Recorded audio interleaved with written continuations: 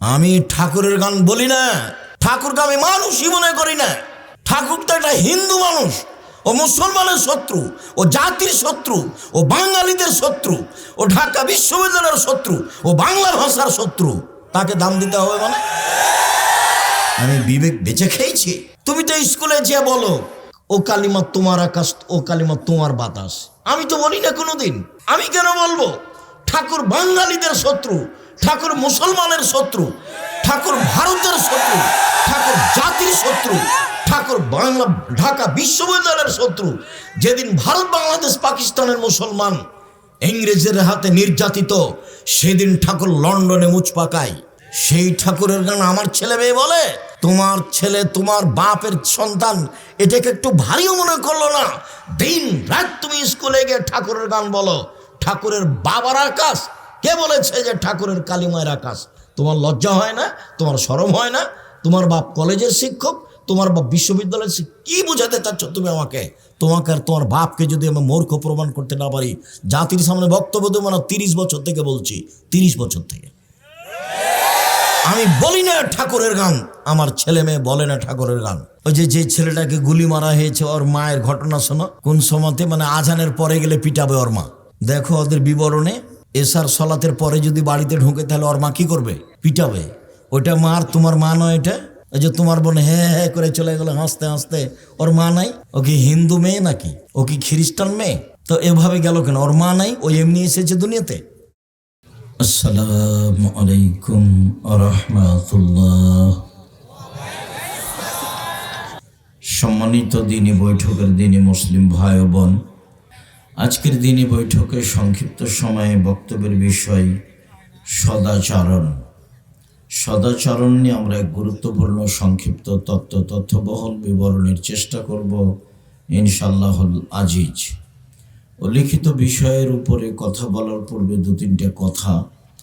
আমরা গাইবান্ধা অন্তর্গত সালাফিয়া রহমানিয়া মাদ্রাসার ছেলে মেয়েদের পক্ষ থেকে বিভিন্ন বিষয়ে বক্তব্য, হামনাত, গাজাল অবগত হচ্ছিলাম, যা আমাদেরকে খুব ভালো মনে হচ্ছিল বলে আমরা আঁচ করছিলাম। আমি আসলে মানুষ বুঝতে চায় না, মানুষ ছেলে মেয়ে মানুষ করবে জাতির কল্যাণের জন্য। এটাই ছিল মানুষের জন্য উচিত। জাতির কল্যাণ কিভাবে আসবে এটা বাপ মায়ের ভাবা উচিত। বাপ মা ভাবলো, বলল আমার মেয়ে ছেলের মেধা ভালো, আমার মেয়ের মেধা ভালো, তাকে ডাক্তার হতে হবে, তাকে ইঞ্জিনিয়ার হতে হবে। বহু পয়সা খরচ করে ছেলে মেয়ে পড়ালো। ফলাফলে আসলো, যদি পড়া শেষ পর্যন্ত পৌঁছে তাহলে ভালো ডাক্তার, প্রায় ডাক্তারই ওই কোম্পানির ওষুধ লিখে যে কোম্পানি তাকে টাকা দেয়। তাহলে এ ডাক্তার আসলে ডাক্তার নয়, এ হলো একজন প্রতারক, জাতির জন্য ও ক্ষতিকারক, ফাঁকিবাজ, বোঝা। আর যদি ইঞ্জিনিয়ার হয়, প্রায় ইঞ্জিনিয়ারই চোর। ভালো নেই এ কথা আমি বলছি না, তবে বাপ মা বুঝতে পারেনি কিভাবে ছেলে মেয়ে মানুষ করতে হবে। ছেলে মেয়ে জাতির কল্যাণের জন্য মানুষ করা উচিত ছিল। সারা জীবন আপনি খুব প্রশংসা করলেন, আমার ছেলে গোল্ডেন পেয়েছে, আমার ছেলে মেধাবী, সব কিছুই বললেন, সব কিছুই হলো, কিন্তু জাতির ক্ষতি করলো। তাহলে শেষ পর্যন্ত কি হলো?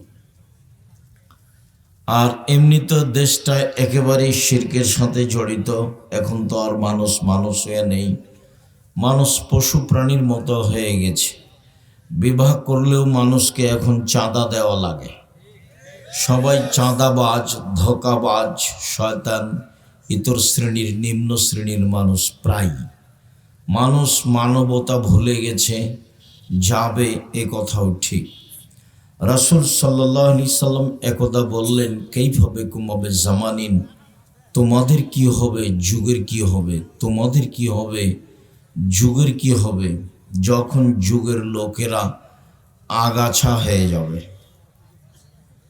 মানে সমাজে আর কোনো ভালো মানুষ থাকবে না, সবাই আগাছা, সবাই হবে নিম্ন শ্রেণীর মানুষ, সবাই হবে ইতর শ্রেণীর মানুষ, সবাই হবে প্রায় খারাপ মানুষ।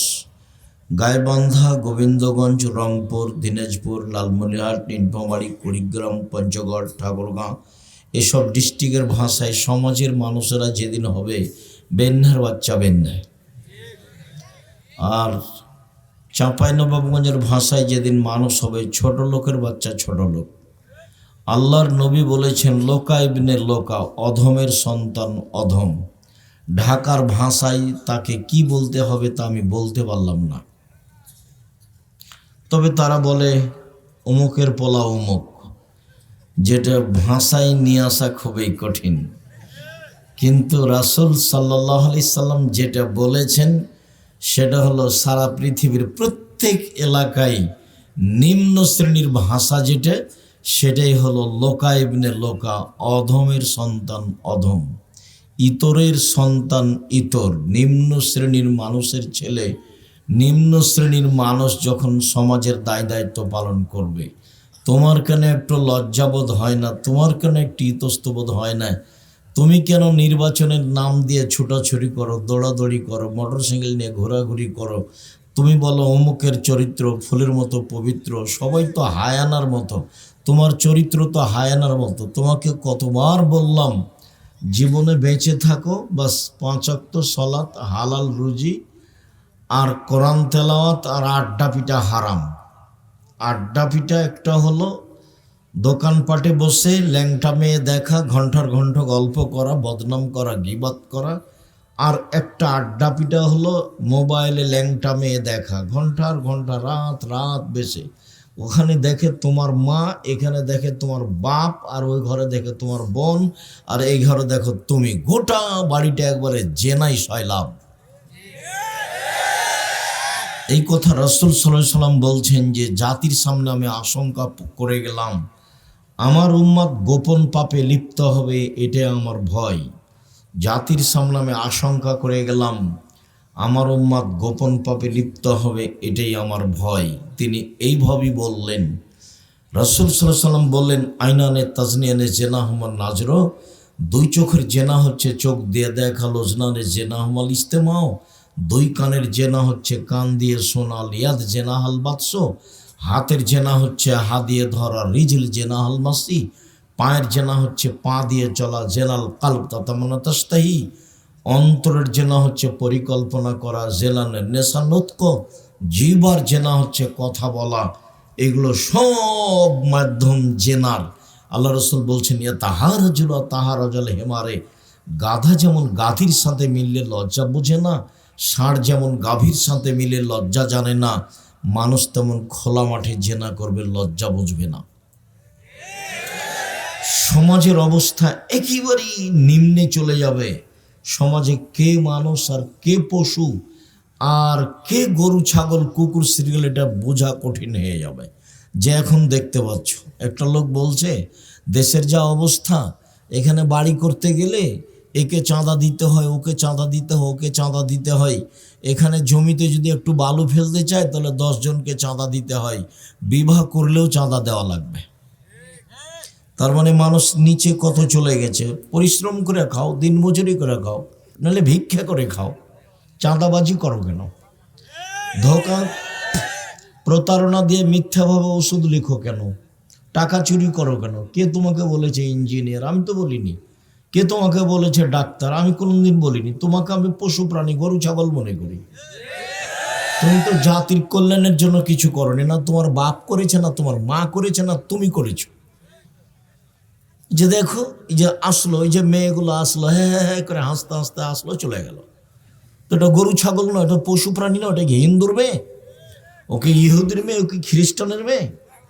ভ্যানিটি ব্যাগ নিয়ে চলে যাচ্ছে সকালে বাজারে ফ্যাশন বোরকা পরে, ও মুসলমানের মেয়ে নয়, ও কি হিন্দুর মেয়ে? নিরুপায় হয়ে বলেছি যে তুমি তোমার মাকে খালা বলে ডাকো। আমি নিশ্চিত জানি যে এটা তোমার মা, এরপরেও তোমার মাকে আমি খালা বলতে বলছি কেন? তোমার মায়ের স্বভাব ভালো নয় এজন্য, তোমার বাপের স্বভাব ভালো নয় এজন্য। তোমার বাপ মুরব্বী মানুষ, অত বড় মোবাইল হাতে নিয়ে কি করে? দোকানে বসে আড্ডা পিঠে কেন? নির্বাচনের নামে তোমার বাপ দড়িয়ে বেড়াই কেন? তোমার বাপ নির্বাচনের নামে দড়িয়ে বেড়াই কেন? 5 ওয়াক্ত সালাত, বাস। হালাল রুজি, হালাল রুজির 4টা পথ। একটা হলো দিন মজুরি, সন্ধ্যায় টাকা শেষ, লাগবে না কিছু। 2, চাকরি, 25 দিনে টাকা শেষ হয়, 5 দিন ধার কর্জে চলে। 3, জমি চাষ, সমান সমান না হয় লস। 4, ব্যবসা দিয়ে কিছু করা যেতে পারে।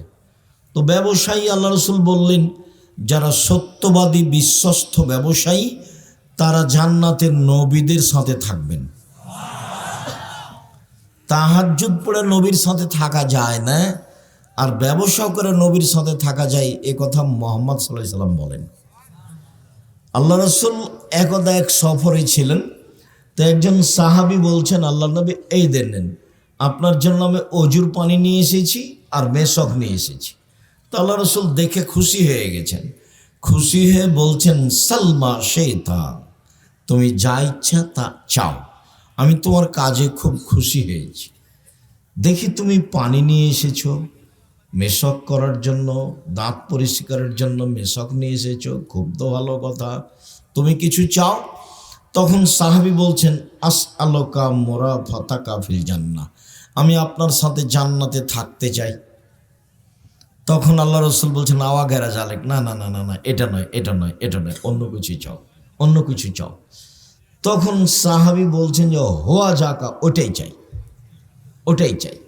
তখন আল্লাহ রসুল বলছেন, আইনি আল্লাহ নাফসিক বিকাসরাতি সুজুদ, তুমি বেশি বেশি সিজদা করে তাহাজ্জুদ পড়ে আমাকে সহযোগিতা করো।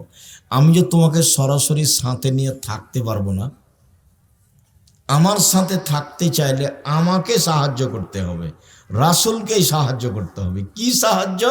তুমি তাহাজ্জুদ পড়ো, তাহলে আমি পাশে নিয়ে থাকার চেষ্টা করব। আর এখন নিজেই বলছেন যে সত্যবাদী বিশ্বস্ত ব্যবসায়ীরা নবীগণের সাথে থাকতে পাবেন। শুধু নবী নয়, ইব্রাহিম আলাইহিস সালামের সাথে, ঈসা মুসার সাথে, নূহ আলাইহিস সালামের সাথে, সব নবীদের সাথে থাকতে পাবেন সত্যবাদী বিশ্বস্ত ব্যবসায়ীরা। তো ব্যবসা চকলেটের হোক সেটাও ব্যবসা, ব্যবসা বাদামের হোক সেটাও ব্যবসা, ব্যবসা কাপড়ের হোক সেটাও ব্যবসা, ব্যবসা বিশাল কিছু হোক সেটাও ব্যবসা। যার কারণে আমি আপনাদেরকে ব্যবসা করে উপার্জন করতে বলেছি। আর শ্বশুরের কাছে টাকা নেওয়াকে ঘৃণা করেছি। শ্বশুরের কাছে যৌতুক নিয়ে সেই টাকা দিয়ে চাউল কিনে ভাত খেয়ে ইবাদত কবুল হবে না। শ্বশুরের কাছে যৌতুক নিয়ে সেই টাকা দিয়ে চাউল কিনে ভাত খেয়ে ইবাদত কবুল হবে না। যারা শ্বশুরের কাছে টাকা নিয়েছো, আগামীকাল সন্ধ্যা হতে হতে টাকা ফেরত দাও। তোমার এই কাজের চেয়ে ভিক্ষা করে খাওয়া ভালো। ভিক্ষা করে কাজটা বৈধ, তবে সবচেয়ে নিম্নমানের। উপার্জনের 4টা পথ, তখন আমি ভিক্ষা বলিনি। উপার্জনের 4টা পথ, তখন আমি ভিক্ষা বলিনি। 1, দিনমজুরি, 2, চাকরি, 3, জমি চাষ, 4, ব্যবসা। তখন আমি বলেছি চকলেটের ব্যবসা করে খাও। চকলেটের ব্যবসা আমি করতে বলিনি, আমি বলেছি কম পয়সার ব্যবসা, যাতে করে লোন নেওয়া না লাগে। লোন নিয়ে ব্যবসা করে একদিনে কোটিপতি হবো, এটা মিথ্যা কথা। আমি চকলেটের ব্যবসা বলতে চকলেটেরই ব্যবসা করতে বলেছি এই কথা নয়, কম পয়সার ব্যবসা করতে বলেছি। সত্যবাদী ব্যবসায়ী আর নবীদের সাথে জান্নাতে থাকবেন, এই কথা মুহাম্মদ সাল্লাল্লাহু আলাইহি সাল্লাম বলেন। তুমি শ্বশুরের কাছে টাকা নিয়েছো, সেই টাকা দিয়ে চাউল কিনেছো, সেই চাউলের ভাত খাচ্ছো, ইবাদত কবুল হবে না। সামাজিকভাবে তোমার চরিত্র কত নিচে চলে গেছে। এদিকে তো তুমি পশু প্রাণী, একবারে কুকুর শিল্পের মতো, হায়ানার মতো নির্বাচনের নাম দিয়ে দৌড়ে বেড়াচ্ছ। এদিকে শ্বশুরের টাকা নিয়েছো, ওদিকে মানুষের চাঁদা জোর করে আদায় করছো। বলছো যে ওরা খেয়েছে 16 বছর, আমরা কিছু খাবো না, এভাবে বলছো ভিক্ষা করে খাবা। তখন আমি বলেছি শেষ পথ ভিক্ষা করো, বাপ বেটা ভিক্ষা করো। তুমি জাতির জন্য বোঝা, তুমি জাতির জন্য বোঝা। তোমার বাপ তোমাকে পশু প্রাণী করে মানুষ করেছে, তোমার বাপ তোমাকে কুকুর সিরিয়াল করে মানুষ করেছে। নলে কেন এ কথা বলছেন আল্লাহ? বোঝে না ওরা, অন্তর আছে বোঝে না, দেখেও দেখে না ওরা, চক্ষু আছে দেখে না, শোনে না ওরা, কান আছে শোনে না, উলাইকা কালা আনাম, তারা পশু প্রাণীর মতো, তারা গরু ছাগলের মতো, তারা কুকুর শ্রেণীর মতো, বালু মজাল, বরং তার চেয়ে খারাপ। আল্লাহ বলছেন কুকুর শ্রেণীর মতো। অবাক কথা। পয়সা এইভাবে ইনকাম করতে হবে কে বলেছে? মানুষের কাছ থেকে জোর করে টাকা আদায় করতে হবে, চাঁদাবাজি করতে হবে, এটা কে বলল? জুলুম করো না, রাহাজানি করো না, অন্যায় করো না, অবিচার করো না, মানুষকে অপমান করো না, ক্ষমতা দেখায় না, দলীয় দাপট দেখায় না। তোমার নেতার বয়স 45 মিনিট। যে যত বড় স্বৈরাচার জালেম তার সময় তার চেয়ে কম। ফেরাউনের মাত্র 2-3 মিনিট সময়, এই যে ডুবলো, এই যে মরলো নাই। আদ সামুদ হাফ মিনিট 30 সেকেন্ড, আসলো ঝড় বিদ্যুৎ, তারপর নাই। আদ সামুদ সবচেয়ে শক্তিশালী জাতি, যারা জালেম।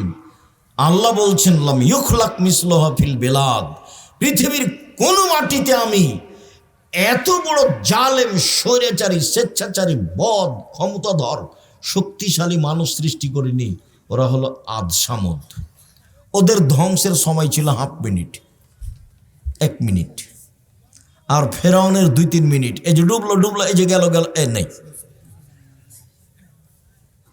আর জুলুম করো না, তার সাক্ষী তুমি। মানুষকে মারো না, মানুষকে জেল হাজত দিও না, মানুষকে অপমান করো না, মানুষের জমি দখল করো না, মানুষের কাছ থেকে জোর করে টাকা আদায় করিও না, চাঁদাবাজি করো না, ভিক্ষা করে খাও, শ্বশুরের কাছে টাকা নিও, যৌতুক নিও না। এগুলো সব পথ হারাম। তোমার চরিত্র হায়ানার মতো, তোমার চরিত্র কুকুর শ্রেণীর মতো, তোমার চরিত্র সবচেয়ে নিম্ন শ্রেণীর, ইতর শ্রেণীর মানুষের মতো। তোমার বাপ তোমাকে কি করে মানুষ করলো? তুমি কেন পশু? তুমি কেন জাতির জন্য ভারী? তুমি কেন শ্বশুরের কাছে টাকা চাও? তুমি কেন মানুষের কাছে টাকা চাও, চাঁদাবাজি করো? কেন করো? আমি তোমাকে ভিক্ষা করে খেতে বলিনি, আমি বলেছি মানুষের বাড়িতে কাজ করে খাও। আমি নিরুপায় হয়ে বলেছি যে ভিক্ষা করে খাও। বাপ বেটা ভিক্ষা করো, কেন শ্বশুরের কাছে টাকা নিবা? বোনকে জমি দাও না কেন? এটা গায়ে বান্ধা, মানে বোনকে জমি দেয় না। এটা গায়ে বান্ধা, মানে শ্বশুরের কাছে টাকা নেই, যৌতুক ছাড়া বিবাহ দেয় না ছেলে মেয়ের। ভিক্ষা করে খাবেন? এই ছেলে, তুমি নিয়েছো? তোমার বাপ নিয়েছে? তোমার বাপের মুখখান দেখো, কালো হয়ে আছে। হ্যাঁ বেটাই, বাপ বেটা কালকে ভিক্ষা চাইবে মানুষের কাছে এভাবে। সন্ধ্যা হতে হতে টাকা ফেরত দিবেন। শরম হয় না কেন? লজ্জা হয় না কেন? তুমি তো স্কুলে যেয়ে বলো ও কালিমা তোমার আকাশ, ও কালিমা তোমার বাতাস। আমি তো বলি না কোনোদিন। আমি কেন বলবো? ঠাকুর বাঙালিদের শত্রু, ঠাকুর মুসলমানের শত্রু, ঠাকুর ভারতের শত্রু, ঠাকুর জাতির শত্রু, ঠাকুর বাংলা ঢাকা বিশ্ববিদ্যালয়ের শত্রু। যেদিন ভারত, বাংলাদেশ, পাকিস্তানের মুসলমান ইংরেজের হাতে নির্যাতিত, সেদিন ঠাকুর লন্ডনে মুচ পাকায়।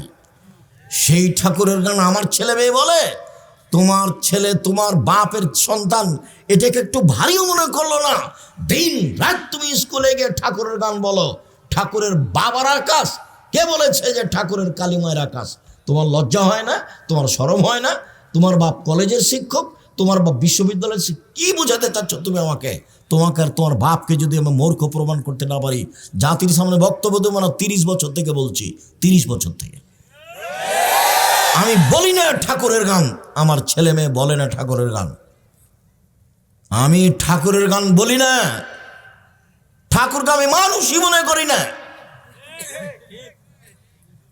ঠাকুর তো একটা হিন্দু মানুষ, ও মুসলমানের শত্রু, ও জাতির শত্রু, ও বাঙালিদের শত্রু, ও ঢাকা বিশ্ববিদ্যালয়ের শত্রু, ও বাংলা ভাষার শত্রু।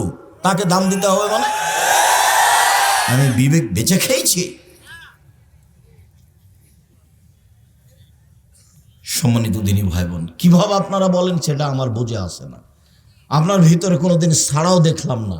এমনি তো দৌড়িয়ে বেড়াচ্ছ, মিছিল করছো, অমুকের চরিত্র ফুলের মতো। তুমি কয়দিন মিছিল করেছো? ঠাকুরের গান চলবে না? তোমাকে একটু খারাপ লাগে না কেন? কি করে তোমার ছেলে মেয়ে, তোমার ভাই বোন সকালে উঠে বলে ও কালিমা তোমার আকাশ, ও কালিমা তোমার বাতাস? কালিমার আকাশ, কালিমার বাতাস, তোমার খারাপ লাগে না কেন?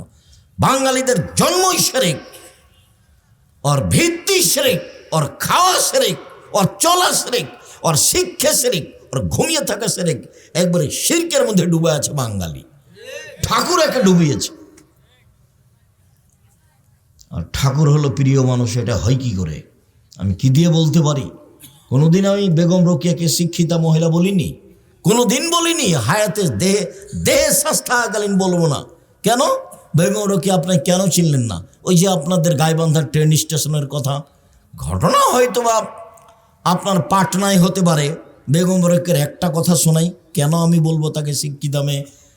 তোমাদের গাইবান্ধার ট্রেন স্টেশনে গাইবান্ধার মেয়েরা পর্দা করে হজ সফরে যাবে, তো 5-6 জন মহিলা একসাথে বের হয়েছে, ওর বাপ আছে বা চাচা আছে, ওরা একসাথে যাবে। তো গাইবান্ধাতে প্ল্যাটফর্মে বসে আছে, তো বেশি পর্দা করে সেই জন্য একটা বড় চাদর দিয়ে ওরা 4-5 জন মহিলাকে এভাবে ঢেকে রেখেছে, ওর চাচা বা ওর বাপ দিয়ে বাইরে গেছে। এখন ওই স্টেশন মাস্টার প্ল্যাটফর্ম খুঁজছে, দেখি কোথায় কি আছে। তো এক জায়গাতে দেখছে যে একটা বড় চাদরটা ঢাকা আছে, মনে করছে এটা বস্তা। তখন পাঁদে দেখে এইটা কিসের বস্তা, এটা কিসের বস্তা। পর্দাকে নিন্দা করছে বেগম রোকেয়া, পর্দাকে দেখাচ্ছে ওরা ঢাকা আছে সেজন্য। বেগম রোকেয়া কীভাবে দেখাচ্ছে? পাঁদে দেখাচ্ছে এটা কিসের বস্তা, এটা কিসের বস্তা। বেগম রোকেয়া জানে না আমি তাকে শিক্ষিতা মেয়ে বলবো? তোমার বুদ্ধি হারালছে, তোমার বিবেক হারালছে, তুমি পশু প্রাণীর মতো, তুমি ইতর শ্রেণীর মানুষ, তুমি বলো গা যাও, তুমি মিছিল করে বেড়ো গা। তোমার বাপকে আর তোমাকে যদি আমি, তোমার জাতিকে যদি আমি মূর্খ প্রমাণ করতে না পারি, জাতির সামনে বক্তব্য দেবো না। জাতির জন্য বোঝা কেন? চাঁদাবাজি করে তোমাকে খেতে হবে কেন? তুমি নিম্ন শ্রেণীর মানুষের পিছনে দৌড়াও কেন? 100 খান মোটরসাইকেল নিয়ে ইতর শ্রেণীর মানুষের পিছনে দৌড়াও কেন? আল্লাহ রসুল বলছে ও লোকা ইবনে লোকা, ও নেতা মানে ও লোকা ইবনে লোকা, ও অধমের সন্তান অধম, ও গাইবান্ধার ভাষায় ও ভেন্ডের বাচ্চা ভেন্ডে। আমি তার নাম নিই না, তুমি যার সাথে দৌড়িয়ে বেড়াও পিছিয়ে পিছিয়ে 1000 খান মোটরসাইকেল নিয়ে, আমি তার নামটা নিই না। আমার মা যখন আমাকে বাড়ি থেকে বিদায় করতো পড়ার সময়তে, তখন বলতো 4টে কথা। 1, দোকানে বসিও না। 2, প্রাইভেট পড়ায়ও না। 3, বন্ধুতালি করো না। 4, মানুষের বাড়িতে খায়ও না। আমার মা পিছে পিছে হাঁটতেন আর বলতেন 1, দোকানে বসিও না। 2, প্রাইভেট পড়ায়ও না। 3, বন্ধুতালি করো না। 4, মানুষের বাড়ি দাওয়াত খায়ও না। এভাবে আমার মা বলতেন আর পিছে পিছে হাঁটতেন। তুমি দোকানে বসে আড্ডা পিঠো কেন? ওই যে এখন দেখো আড্ডা পিটছে। আজকে এখানে প্রোগ্রাম, তুমি দোকানে বসে আছো কেন? ওই যে তোমার বোন আসলো, হ্যাঁ করে আসলো, আবার চলে গেল কেন? আমি জবাব দেবো? আমি কেন দেবো? তুমি দাও, তোমার বাপ দেখ, তোমার মা দেখ। আমি তো এমনি বলিনি তোমার মা নয়, এটা তোমার খালা। আমি ওটা এমনি বলিনি, ওটা তোমার বাপ নয়, ওটা তোমার চাচা। ও তোমাকে ধ্বংস করেছে, তোমার বোনকে ধ্বংস করেছে। তোমার বোনের নখটা বড়, জবাব আমি দিব। ইহুদি খ্রিস্টানদের পতিতালয়ের মেয়েদের নখ বড়, ইহুদি খ্রিস্টানদের পতিতালয়ের মেয়েদের নখ বড়। তোমার বোনের নখে নেইল পালিশ আছে, ইহুদি খ্রিস্টানদের পতিতালয়ের মেয়েদের নখে নেইল পালিশ থাকে। ইহুদি খ্রিস্টানদের পতিতালয়ের মেয়েদের নখে নেইল পালিশ থাকে, তোমার বোনের নখে নেইল পালিশ আছে, জবাব আমি দিব। তোমার বোনের কপালে টিপ আছে। হিন্দু মেয়েকে বিবাহ করার 10টা পদ্ধতি আছে, তার একটা পদ্ধতির নাম রাক্ষসী বিবাহ। মেয়ের বাপ বিবাহ দিবে না, ছেলেটা বিবাহ করবে। যদি কপালে টিপ দিতে পারে তাহলে বিবাহ হয়ে গেছে, এর নাম রাক্ষসী বিবাহ। সেই হিন্দুদের টিপ তোমার বোনের কপালে কেন? কে জবাব দিবে? আল্লাহর নবী বলছেন যে ভুরু তুলে চিকন করে তার উপরে অভিশাপ, যে পরচুলা ব্যবহার করে তার উপরে অভিশাপ, যে শরীরে উল্কি করে নেয় ট্যাটো সে তার উপরে অভিশাপ, যে পরচুলা ব্যবহার করে তার উপরে অভিশাপ। রাসূল সাল্লাল্লাহু আলাইহি ওয়াসাল্লাম বলছেন যে দাঁত ছিলে চিকন করে তার উপরে অভিশাপ। সব তোমার বোন করছে, জবাব আমি দেব? আমি কেন দেবো? এই জবাব তো আমি দিব না। রাসূল সাল্লাল্লাহু আলাইহি ওয়াসাল্লাম বললেন, পৃথিবীর মানুষ শোনো, একবার বললেন যে তাহাজ্জুদ পড়ো, আমাকে সাহায্য করো, সাথে নিয়ে থাকবো। আর এখন বলছেন শোনো, সত্যবাদী ব্যবসায়ীরা নবীর সাথে থাকবেন। আবার বলছেন শোনো, কেউ যদি 2 জন মেয়ের লালন পালন করে, সেই পিতার আমি জান্নাতে একসাথে এভাবে থাকবো। 2 জন মেয়ের লালন পালন। তখন কি লালন পালন? তখন বলছেন, এক, আল্লাহ মাহন্না মেয়েকে বিদ্যা শিখিয়ে দিল, দুই, আদ্যা বাহন্না শিষ্টাচার শিখিয়ে দিল। হ্যাঁ করে আসলে চলে গেল, এটা শিষ্টাচার? ওই যে গল্প করছে এখন, এটা শিষ্টাচার? ওই যে দোকানে বসে জিনিস কিনছে দাঁড়িয়ে, এখন এটা শিষ্টাচার? বলো, এটা ও বাপ, ওর বাপ বাপ নয়। এই জন্য বলছে, এই মেয়ে শোনো, এই মেয়ে, তোমার বাপকে চাচা বলিও। তোমার বাপকে আমি পশু প্রাণী মনে করি। হ্যাঁ, তোমার বাপকে আমি পশু প্রাণী মনে করি। কষ্ট নিও না, আমি তোমাকে কষ্ট দিতে আসিনি। তোমার বাপ আমার দিনী ভাই, তোমার মা আমার দিনী বোন, গায়েবান্ধা আমার শ্বশুর বাড়ি এলাকা, আত্মীয়তার অভাব নেই। কাজেই আমি কষ্ট দিতে আসিনি, আমি দুঃখিত। আপনার ছেলে মেয়ের জবাব আমি দিব না আপনি দিবেন? এটার কি উত্তর আপনার কাছে আছে? ছেলে মেয়ে জাতির জন্য বোঝা হলো কেন? মেয়ে এমন হলো কেন? কে জবাব দিবে? মা দিবে, ওর বাপ দিবে। আল্লাহ নবী বলছেন যে ওই বাপ আমার সাথে জান্নাতে থাকবে। কে? এক, মেয়েকে বিদ্যা শিখিয়ে দিল, দুই, শিষ্টাচার শিখিয়ে দিল। বলো তো, ওই ফ্যাশন বোরকা পরে ভ্যানিটি ব্যাগ হাতে করে চলে যাওয়া বাজারে, এটাই কি শিষ্টাচার? কি দোলা ভাইয়ের সাথে এসেছে, আর এটা তো গায়েবান্ধা, আপনারা এসে একটু কম বদনাম করিয়েন। আচ্ছা ঠিক আছে, কমই করছি। জামাই এসেছে তো শাশুড়ি বলছে যুবতী মেয়েকে, তোর দুলা ভাইকে চা দিয়াই, পানি দিয়াই, পান দিয়াই, খাবার দিয়াই। তো একটা তো বিবাহ সূত্র দিয়েছেন, আর একটা এমনি ফাও দিলেন কেন? এটা তো কোলে করে নিয়ে বসে আছে। আপনি শ্বশুর, এটা চোখে পড়ে না? আপনি শাশুড়ি, এটা চোখে পড়ে না? কেন পড়ে না এটা চোখে? জামাই বাড়িতে এসেছে, খাবার দিবেন আপনি, ভাত দিবেন আপনি, পানি দিবেন আপনি, সব কিছু করবেন আপনি। তো আপনি আপনার মেয়েকে পাঠালেন কেন? কেন পাঠালেন? এর জবাব আমাকে দিতে হবে না তোমার বাপ দিবে? দেও, বলো দেখি। তোমার বাপ তো একটা মেয়ে বিবাহ সূত্রে দিয়েছে, আর একটা ফাও দিল কেন? তুমি এখন বলো যে একে বাপ বলবে না, একে চাচা বলবা। বাপ তো মানে জিম্মেদার।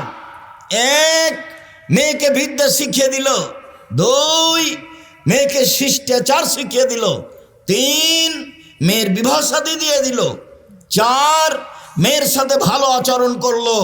ওই বাপ আর আমি মুহাম্মদ সাল্লাল্লাহু আলাইহি ওয়াসাল্লাম জান্নাতে একসাথে এভাবে থাকবো। দুঃখিত সম্মানিত দিনী ভাই বোন, কি করতে পারি? অবস্থা দেখলে খুব কষ্ট হয়, চাল চলন দেখলে খুব কষ্ট হয়।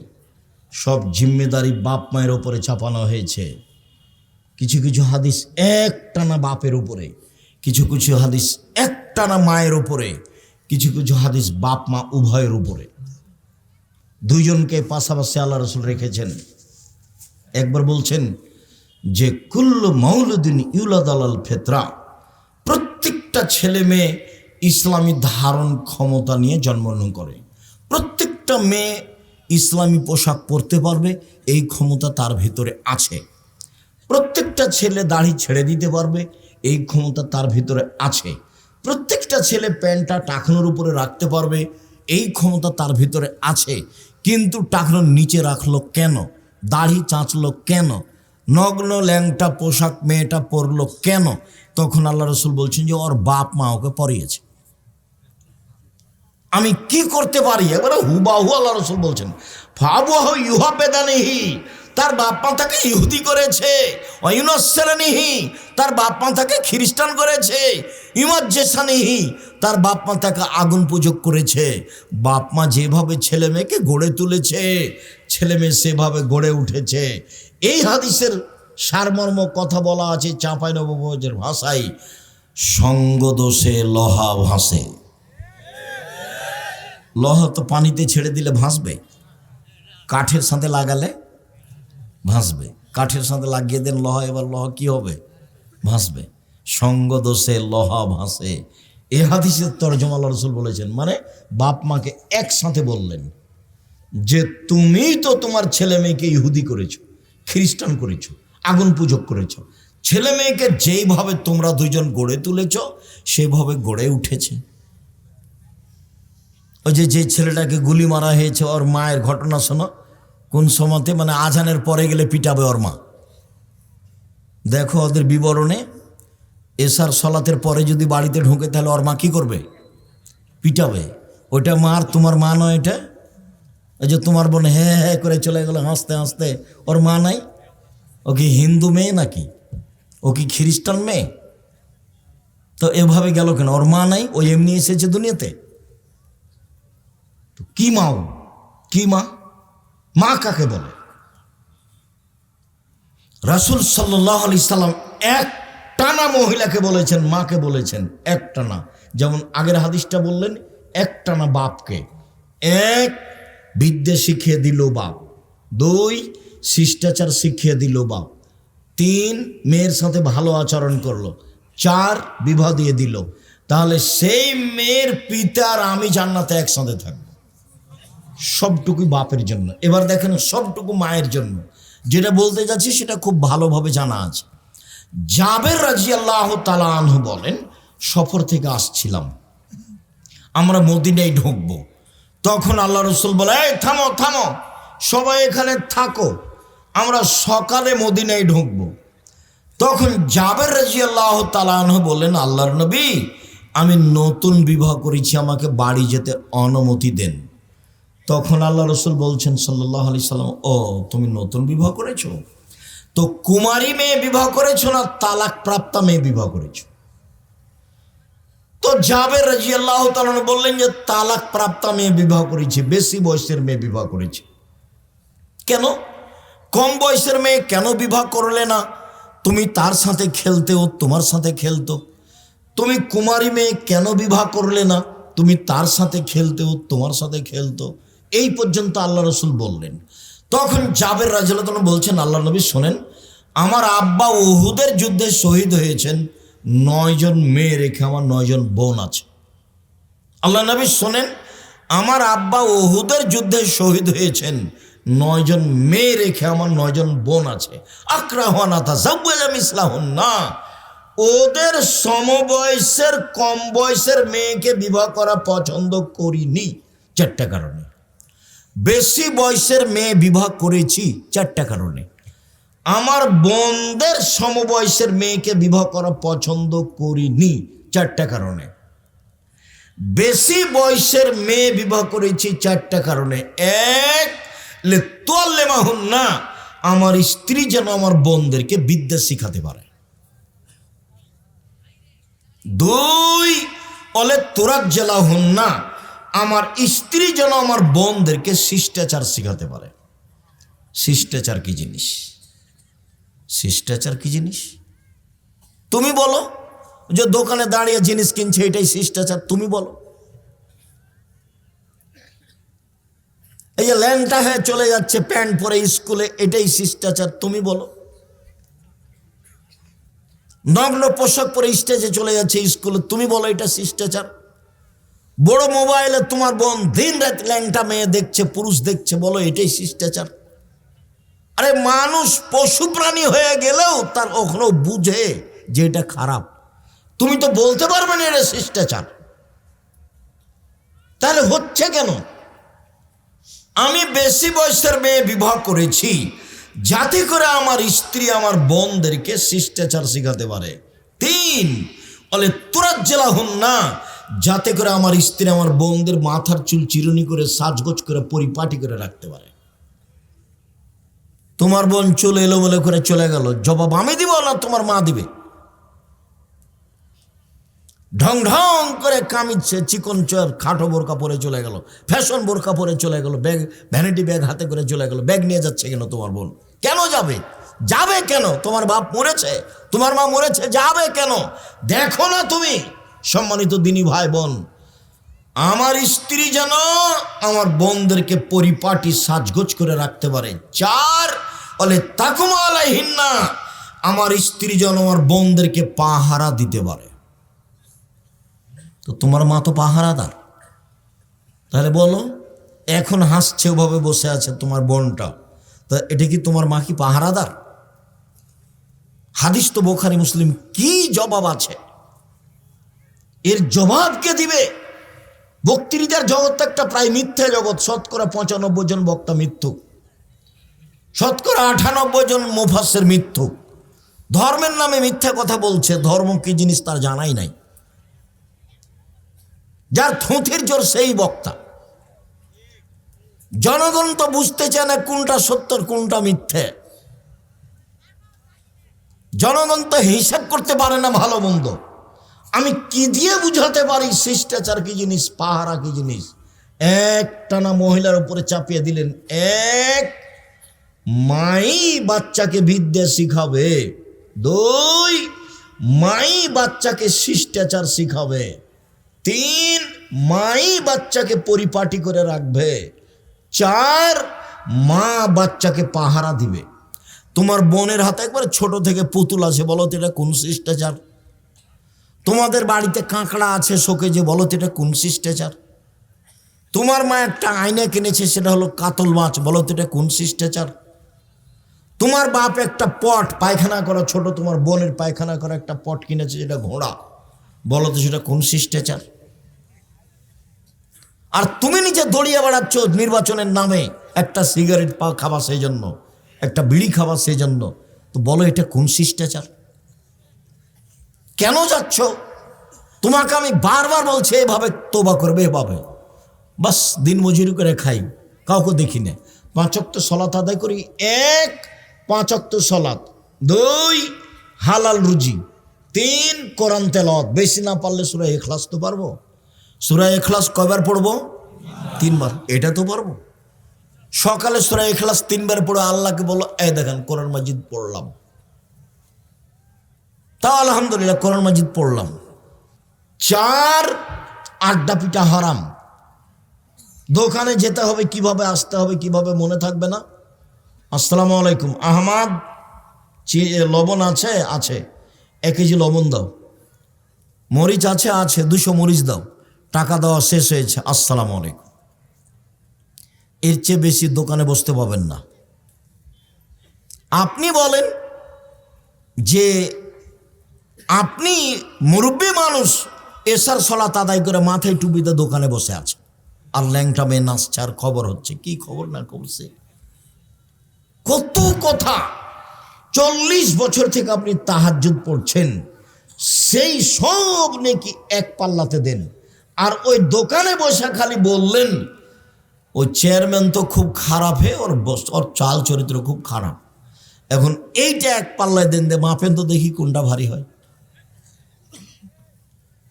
40 বছরের তাহাজ্জুদ এক পাল্লায় দেন, আর ওইটা যে চেয়ারম্যান খুব খারাপ, এটা এক পাল্লায় দেন, দেখি কোনটা খারাপ বেশি ভারী হয়। সুদ মহাপাপ, এটাই ঠিক। সুদ মহাপাপ, এটাই ঠিক। সুদের পাপের ভাষা এত কঠিন যে পৃথিবীতে পাপের জগতে কোনো পাপের ভাষা এমন নয়। সুদের চেয়ে বড় পাপ আছে, কিন্তু ভাষা এমন নয়। ভাষাটা আগে বলি। রাসূল সাল্লাল্লাহু আলাইহি সাল্লাম বলছেন, মায়াকুল দিরহাম রিবাহ ইয়ালাম আসাদ্দু মিন সিত্তাতি ওয়া সালাসিনা জিনিয়া। কেউ যদি জেনে শুনে 1 টাকা সুদ খায়, 36 বার জেনা করে যত পাপ হবে, 1 টাকা সুদ খেলে তার চেয়ে বেশি পাপ। আবার বলি, রাসূল সাল্লাল্লাহু আলাইহি সাল্লাম বলছেন, আর রিবা সাবুনা জুজান, সুদের পাপের 70টি ভাগ রয়েছে। ছোট ভাগ হলো মার সাথে জেনা করলে যেমন পাপ হয়। শুনুন, এই ছেলে বসো, একটু থামো।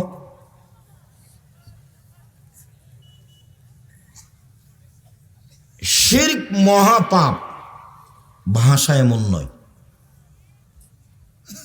মাকে গালি দেওয়া মহাপাপ, ভাষা এমন নয়।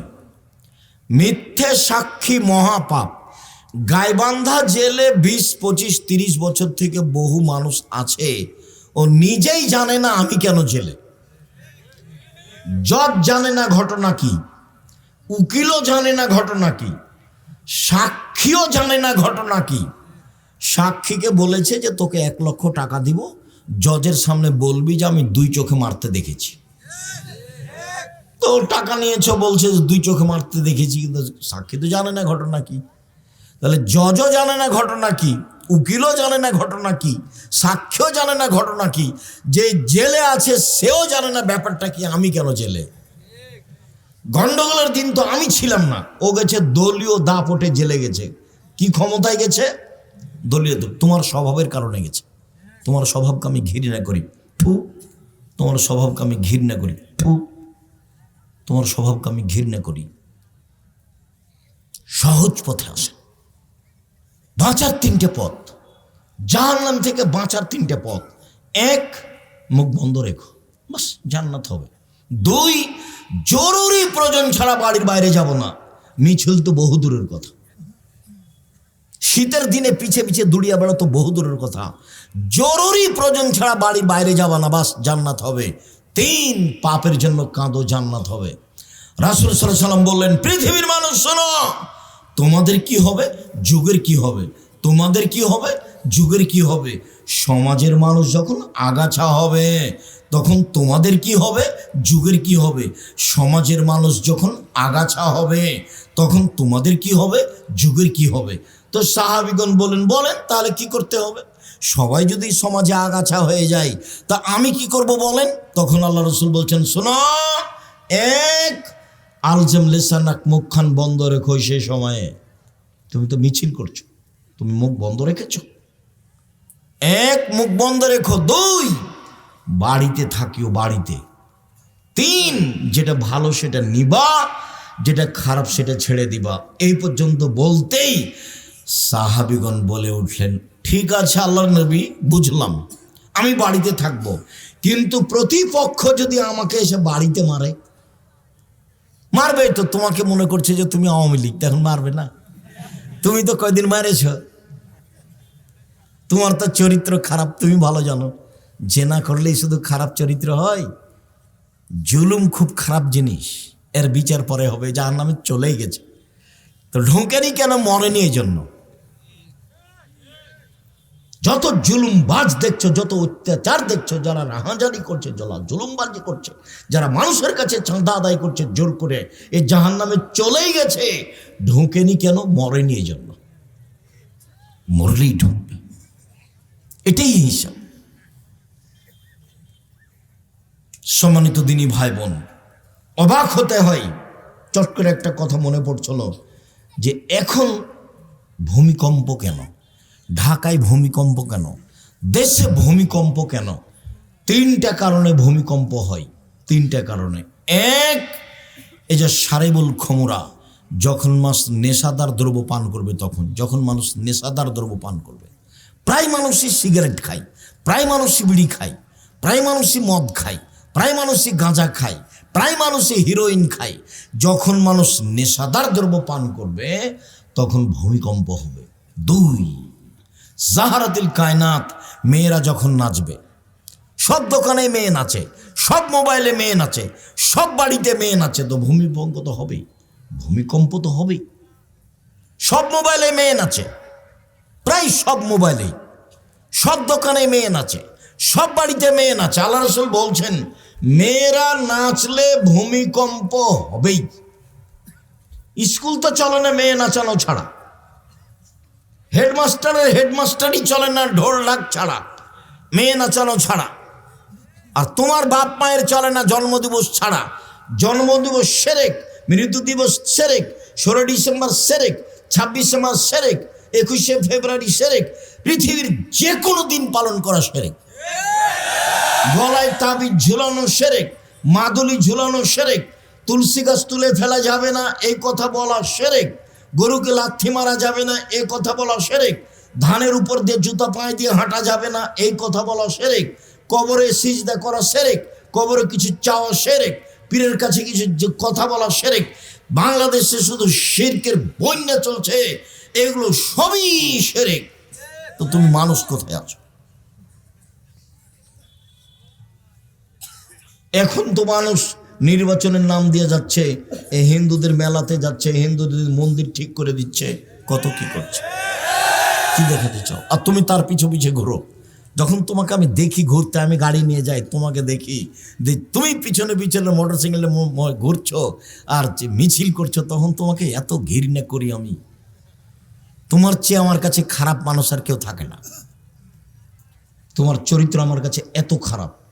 তোমাকে আমি 30 বছর থেকে বলে আসছি সহজ জীবন, বারবার বলছি সহজ জীবন, 5 ওয়াক্ত সালাত, হালাল রুজি, কি দিনমজুরি, সহজ জীবন, হালাল রুজি, কি বাদাম বিক্রি। বাদাম বিক্রি করতে হবে কথা আমি বলিনি, কোটি টাকার ব্যবসা করো, দেশের সবচেয়ে বড় ব্যবসায়ী হও। টাকা দিয়ে সরকারকে উঠাতে হবে না, নামাতে হবে না, টাকা ইনকাম করি অসহায় মানুষের পাশে দাঁড়ানোর জন্য। জান্নাত পেতে রাজি নই, জান্নাত কিনতে রাজি। 5 ওয়াক্ত সালাত আদায় করে জান্নাত পাওয়া যায় কিনা যায় না, হজ করে জান্নাত পাওয়া যায় কিনা যায় না। শুনুন, রমজান মাসে রোজা সিয়াম থেকে জান্নাত পাওয়া যায়, জান্নাত কিনা যায় না। অসহায় মানুষকে দান করলে জান্নাত কিনা যায়, দান দিয়ে জান্নাত কিনা যায়। আল্লাহ বলছেন তোমার টাকার বিনিময়ে আর তোমার জানের বিনিময়ে আমি জান্নাত বিক্রি করে দিলাম। তো টাকাই নাই, তো তুমি জান্নাত কিনবা কিভাবে? আমি বড় ব্যবসা করি, এই জন্য জান্নাত কেনার জন্য আমি জান্নাত পেতে রাজি নই, আমি জান্নাত কিনতে রাজি। ব্যবসা করো, আমি তো নিচে নেমেছি চক্রের ব্যবসায়ী। 3, যারা বাদ্যযন্ত্রে লিপ্ত থাকে, যখন বাদ্যযন্ত্র সমাজে বেড়ে যাবে তখন ভূমিকম্প হবে। শুনুন, 3টি পাপের কারণে 3টি বিপদ আসে। 1, ভূমিকম্প হবে। 2, সন্ধ্যা থাকবে মানুষ, সকালে হবে শোর বানর। 2, সন্ধ্যায় থাকবে মানুষ, সকালে হবে শোর বানর। একবার হুবাহু শুক্র হয়ে যাবে, হুবাহু। 3, সমস্যা নেমে আসবে, যেখানে সেখানে মারামারি, মাদ্রাসায় মারামারি, মসজিদে মারামারি, রাস্তাঘাটে মারামারি, কেউ কাউকে মানবে না 3টা পাপের কারণে। সম্মানিত দিনী ভাই বোন, আমি আপনার খুব কাছে থেকে আপনাকে শক্তভাবে বলছি আপনি এই পথ থেকে ফিরে আসুন। শক্তভাবে আপনাকে বলছি আপনি এই পথ থেকে ফিরে আসুন। আপনি আমার দিনী ভাই, আপনি আমার দিনী বোন, আপনাকে আমি অনুরোধ করে বলছি আপনি আমার দিনী বোন। আমি আব্দুর রাজ্জাক বিন ইউসুফ এসেছি, আপনি জানলেন, এরপর আপনি চলে গেলেন কেন এভাবে? দেবরের সাথে আসলেন কেন? গল্প করতে করতে চলে গেলেন কেন? আপনার শরম হয় না কেন? মহিলা মানুষ, আপনার হায়া হয় না কেন? আপনার ইতস্তবোধ হয় না কেন? আপনার লজ্জাবোধ হয় না কেন? লজ্জা আপনি বেঁচে খেলেন কেন? লজ্জা আপনি বেঁচে খেলেন কেন? মহিলা মানুষ আপনি কথা বলেন কি করে এইভাবে? তাহলে কি আপনার বাপ নেই? তাহলে কি আপনার ভাই নেই? সম্মানিত দিনী ভাই বোন, একটু শোনো। সম্মানিত দিনী ভাই, আপনি একটু শোনেন। এই ছেলে শোনো, দেখো 1 মিনিট, বাপ কাকে বলে দেখো তো বাপ কাকে বলে। এদিকে দেখো। আয়েশা রাদিয়াল্লাহু তাআলা আনহা বলেন, আমরা এক সফর থেকে আসছিলাম, আমার গলায় হার ছিল আমার বড় বোন আসমার।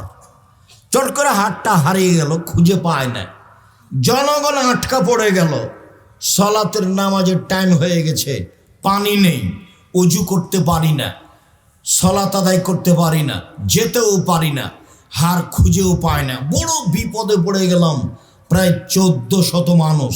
ইতিমধ্যে জনগণ আমার আব্বার কাছে গেল, আমার আব্বার কাছে অভিযোগ করলো, আপনি জানেন কি হয়েছে?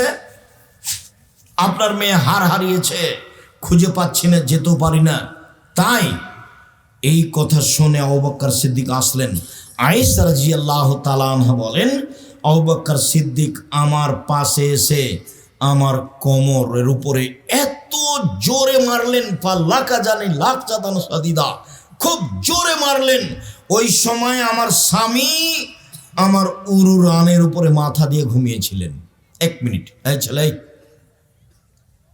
ভাইজান আপনি একটু খেয়াল করেন অবস্থাটা।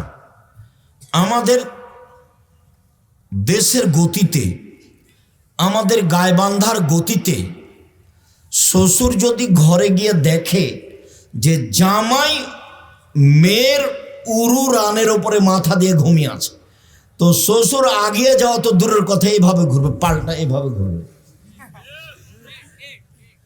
কথা বুঝাতে পারিনি মনে হয়, বাস্তবতা।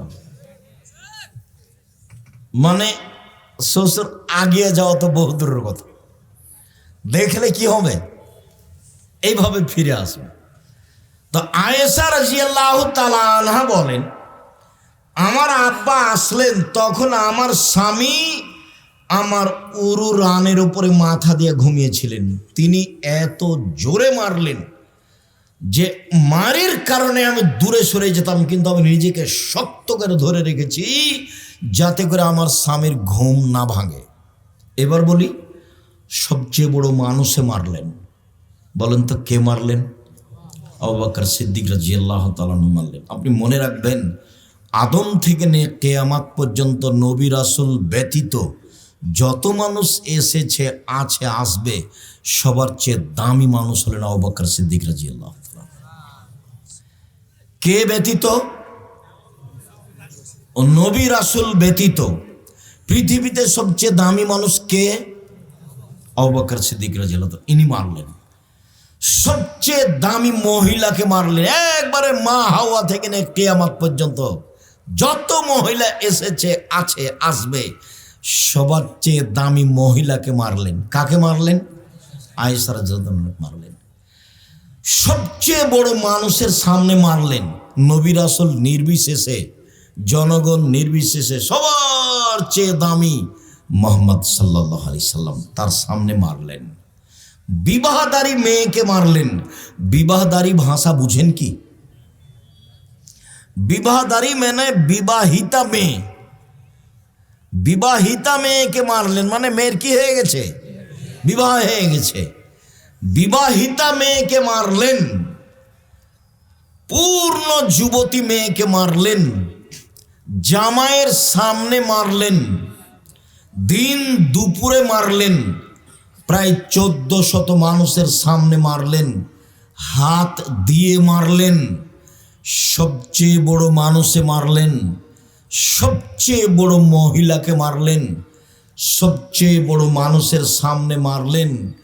বিবাহিতা মেয়েকে মারলেন। পূর্ণ যুবতী মেয়েকে মারলেন। জামাইয়ের সামনে মারলেন। দিন দুপুরে মারলেন। 1400 মানুষের সামনে মারলেন। হাত দিয়ে মারলেন। বুখারী মুসলিম। পৃথিবীর সবচেয়ে বড় মানুষে মারলেন। পৃথিবীর সবচেয়ে বড় মহিলাকে মারলেন। পৃথিবীর সবচেয়ে বড় মানুষের সামনে মারলেন। বিবাহিতা মেয়েকে মারলেন। পূর্ণ যুবতী মেয়েকে মারলেন। জামাইয়ের সামনে মারলেন। দিন দুপুরে মারলেন। খোলা মাঠে মারলেন। প্রায় 1400 মানুষের সামনে মারলেন। হাত দিয়ে মারলেন। এত বড় বাপে এত বড় বেটিকে এত বড় মানুষের সামনে মেরে দিলেন। ভুল কোথায় হারখান হারিয়ে গেছে খেয়াল করেননি, এই জন্য মেরে দিলেন। আর আপনার মেয়ে এই বক্তব্য শুনতে এসে হে করে দোকানে ঘুরে বেড়াচ্ছে, হেঁটে বেড়াচ্ছে, জিনিস কিনছে, আপনি তাকে একটা ধমকও দিতে পারেন না। আপনি আবার বাপ ছি। আপনার মতো বাপ বেঁচে থাকার চেয়ে মরে যাওয়া ভালো। জামিয়া সালাফিয়া আপনার মেয়ে লালন পালন করবে, সমস্যা নেই ইনশাল্লাহ। বাংলাদেশের সবচেয়ে বড় প্রতিষ্ঠান জামিয়া সালাফিয়া, যেটা রাজশাহীতে আছে, সেটা প্রায় 50 বিঘা জমির ওপরে। যেটা রূপগঞ্জ ঢাকায় রয়েছে, সেটা প্রায় 100 বিঘা জমির ওপরে। প্রায় 5000 ছেলে মেয়ে পড়াশোনা করে। প্রায় 300 জন শিক্ষক শিক্ষিকা রয়েছেন, যাতে প্রতি মাসে 40 লক্ষ টাকা বেতন লাগে। শিরক মুক্ত প্রতিষ্ঠান জামিয়া সালাফিয়া, বিদাত মুক্ত প্রতিষ্ঠান জামিয়া সালাফিয়া, দলমুক্ত প্রতিষ্ঠান জামিয়া সালাফিয়া, হিংসা মুক্ত প্রতিষ্ঠান জামিয়া সালাফিয়া, দেশের সর্ববৃহৎ প্রতিষ্ঠান জামিয়া সালাফিয়া। 519 জন এতিম আছে। যদি আপনি মারা যান, কালকে জামিয়া সালাফিয়া আপনার ছেলে মেয়ে লালন পালন করবে, সমস্যা নেই। 500 জন যদি কালকে ঢুকে, কোনো সমস্যা নেই ইনশাআল্লাহ। আপনার ছেলে মেয়েকে লালন পালনের জন্য জামিয়া সালাফের জিম্মেদার। আপনার মতো বাপ বেঁচে থাকার প্রয়োজন নেই। আপনাকে আমি কষ্ট দিতে আসিনি। সম্মানিত দিনী ভাই বোন, আপনার কারণে আপনার ছেলে মেয়ে জাহান্নামে চলে যাক সেটা আমি চাইনি। আল্লাহ রাসূল বলছেন, কুল্লুকুম রাইন ও কুল্লুকুম মাসউলুন রায়াতিহি। প্রত্যেকেই নিজ নিজ দায়িত্বশীল, তার দায়িত্ব সম্পর্কে বিচার মাঠে জবাব দিতে হবে। অল ইমামুন নাস আলান নাস রাইন ও মাসউলুন রায়াতিহি। যে দেশের নেতা, তার নেতৃত্ব সম্পর্কে জবাব দিতে হবে। অরাজুর রাইন ফি আহলে বাইতিহি। যে বাড়ির মালিক, ছেলে মেয়ের পিতা, স্ত্রীর স্বামী, তাকে বিচার মাঠে জবাব দিতে হবে। অল মারাত রায়ে। যে ছেলে মেয়ের মা, যে আপনার স্ত্রী, যে বাড়ির দায়িত্বশীল মহিলা, তার পুরো পরিবার সংসার সম্পর্কে জবাব দিতে হবে। ও আব্দুর রাজুলের আইন। যে কাজের মেয়ে, কিষান, কামলা, তাকে তার দায়িত্ব সম্পর্কে জবাব দিতে হবে বিচারের মাঠে। কেউ যদি জবাবে পরাজয় হয় তাহলে ফলাফল ভালো হবে না। সম্মানিত দিনী ভাই বোন, আমি আলোচনা সদাচরণ করতে চেয়েছিলাম, কেন যেন আপনার অবস্থা দেখে আমি একটু পরিবেশ আঁচ করে আপনার সামনে কথাগুলি বললাম। জামিয়া সালাফিয়ার একটি শাখা প্রতিষ্ঠান সালাফিয়া রহমানিয়া মাদ্রাসা, ছেলেমেয়েরা যা কিছু পেশ করলো তাতে আমরা খুশি হয়েছি বলে আমরা মনে করি। মর্মে এসব প্রতিষ্ঠান দেশে গড়ে উঠুক, এই প্রতিষ্ঠানের জন্য সার্বিক সুবিধাই থাকতে হবে, ছেলে মেয়ে পাঠাতে হবে। এসব প্রতিষ্ঠান 10-এর সহযোগিতায় চলে, ব্যক্তিগত সহযোগিতায় চলে না, সরকারিভাবে চলে না। জামিয়া সালাফিয়া সরকারি অনুদানে চলে না। জামিয়া সালাফিয়া কোনো ব্যক্তি দিয়ে চলে না। জামিয়া সালাফিয়া কোনো ভিত্তশালী দিয়ে চলে না। জামিয়া সালাফিয়ার রসিদ বহি বাহিরে ব্যবহার হয় না। সকল দিনই ভাই বোনকে পরিবারের উপরে শক্ত হওয়ার জন্য অনুরোধ জানিয়ে, 5 ওয়াক্ত সালাত আদায় করার জন্য অনুরোধ জানিয়ে, জামিয়া সালাফিয়াতে ভর্তির তারিখ হলো 1 জানুয়ারি। ডিসেম্বরে ফর্ম চলছে, ভর্তির তারিখ হলো 1 জানুয়ারি। এটাও এই দিনই হতে পারে। এখানেও ভর্তি ওই 1 জানুয়ারি। জামিয়া সালাফিয়া ভর্তির তারিখ 1 জানুয়ারি। আমার সকল দিনই ভাই বোনকে 5 ওয়াক্ত সালাত আদায় করার অনুরোধ জানিয়ে আজকের মতো সকল দিনই ভাই বোনের সার্বিক কল্যাণ কামনা করে আলোচনার শেষে চলে আসলাম।